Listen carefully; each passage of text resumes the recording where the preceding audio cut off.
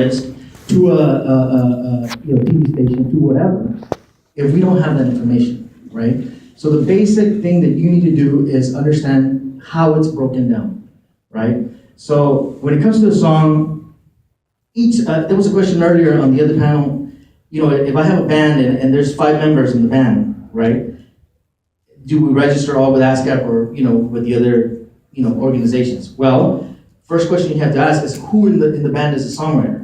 You gotta understand ASCAP, BMI, CSAC, and Global Music Rights are organizations that deal with performance rights, right? CSAC now, it's doing a little bit different because they bought out, now we're not gonna go real deep into that, but they bought out Harry Fox, and they're just growing in different ways. But the general concept of everything, you got to know that these are performing rights organizations that deal with performing rights, right? So anytime your song, like Betty said, anytime your song gets played on the radio, TV, anywhere, you're going to generate performance rights, royalties, I'm sorry. And then the other part of it is the publisher.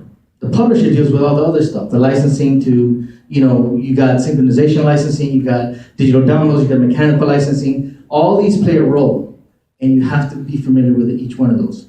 Does anybody know what mechanical licensing is? Okay, one gentleman.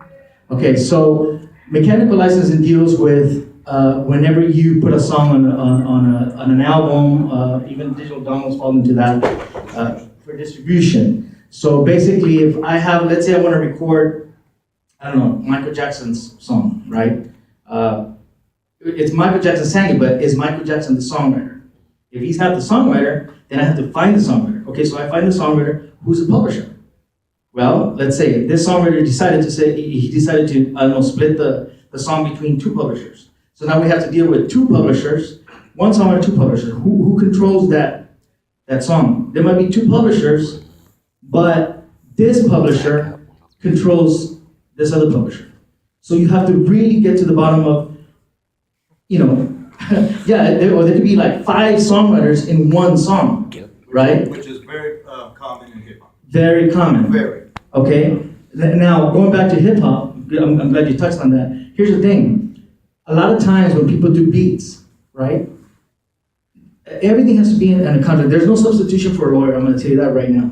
No substitution for a lawyer, because when you do a beat, you have to know. What are you doing with it? Is the person doing the beat, is that going to be part of the song? Are you going to own the song, or are you just kind of being work for hire and there you go, we pay you $100, you're out of the picture, you don't own any part of the copyright.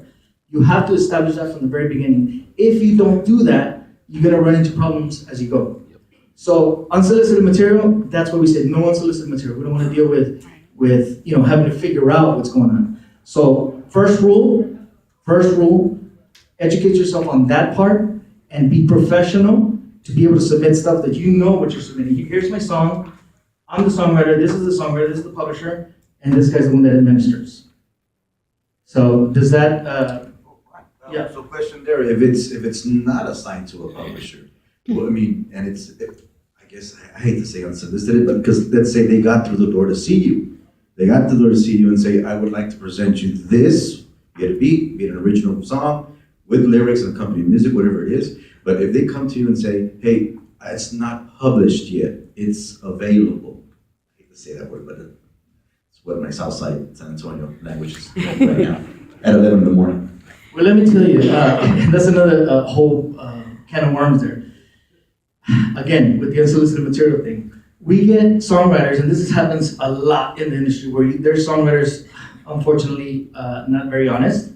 So they say, hey, I got a song for you. Yeah. So they come to us and say, hey, we have a great song for you. And it sounds great. It's beautifully produced, and it's just, we think it's a hit song. So we do the background check. Guess what? That song's already been registered. It has 5 writers, it has different, but so we're like, okay, so that's the thing. When somebody comes to us and says, hey, this is an original song, I double check, I triple check, and see what's going on with that song. If I don't recognize the song, I just keep checking with my sources, in the industry. Have you heard of this guy? Have you heard of, because it's important. It's important, why? Because we're representing companies